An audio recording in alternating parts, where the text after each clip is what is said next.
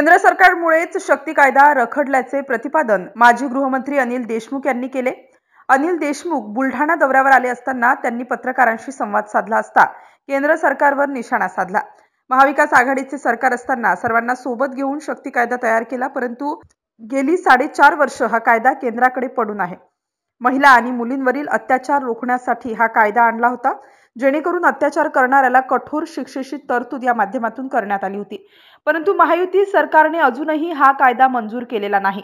त्यामुळे राज्यातील महायुती सरकारने यामधील तांत्रिक त्रुटी दुरुस्त करून हा कायदा मंजूर करून घ्यावा, जेणेकरून अशा प्रकारे महिलांवर अत्याचार करणाऱ्याला फाशी दिल्या जाईल, अशा प्रतिक्रिया याप्रसंगी अनिल देशमुख यांनी प्रसार माध्यमांशी बोलताना दिली। MCN न्यूज मराठीकरिता प्रमोद मिश्रा, बुलढाणा। असं आहे की महाराष्ट्रामध्ये ज्या मोठ्या प्रमाणात महिलांवर जे अत्याचार होतात, मुलींवर जे अत्याचार होतात आणि त्याच्यामुळे हे अत्याचार जे होतात ते अत्याचार कमी झाले पाहिजे, बंद झाले पाहिजे। म्हणून मी महाराष्ट्र राज्याचा गृहमंत्री असताना सर्व पक्षीय आमदारची एक मी कमिटी केली। त्यामध्ये काँग्रेसचे, राष्ट्रवादी, शिवसेना, BJP असे सर्व आमदारांची एक कमिटी करून 21 आमदारांची कमिटी करून आम्ही सविस्तर त्यामध्ये तज्ञ लोकांना घेऊन एक कायदा त्या निमित्तानं आम्ही तयार केला, शक्ती कायदा, की ज्या कायद्याच्या माध्यमातून जो कोणी महिलांवर किंवा मुलींवर अत्याचार करेल त्याला फाशीची शिक्षा झाली पाहिजे, जेणेकरून अशा प्रकारचे सर्व प्रकार कमी होतील किंवा बंद होतील।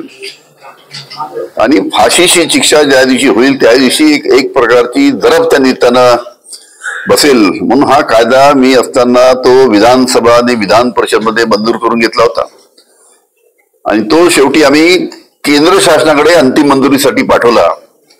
त्याला 4.5 वर्ष झाले पण अजून केंद्र शासनाने मंजुरी दिली नाही। मी विधानसभेमध्ये सुद्धा हा प्रश्न उपस्थित करून त्यावेळेस गृहमंत्र्यांना सांगितलं होतं की हा लवकरात लवकर तुम्ही कायदा केंद्राकडनं मंजूर करून घ्या।